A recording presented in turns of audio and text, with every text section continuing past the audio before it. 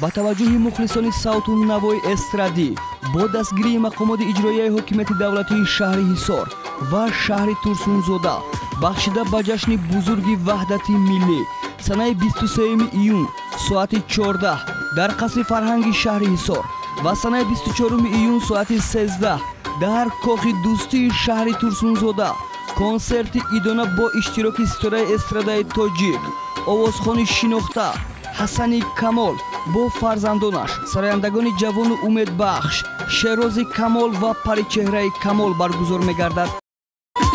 دختری سبزینه سر تا به پا گنجینه ناز و ادا داره عاشقی دیرینه هستی تک جایی رسیدی زندگی و هیجتی رهی مادرم خورشیدی دنیای منی. در این کنسرت سرود و ترانه‌های بهترین حسن کمال صدا می‌دهد. در مهمانی کنسرت هنرمندان شناخته سهراب محمود و عالم محمود شرکت می‌ورزند.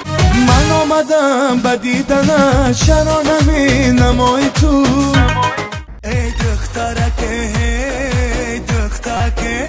اشتها را می‌تواند از خزینه قصر فرهنگ شهر حصار و کاخ دوستی شهر ترسونزاده دسترس نماید.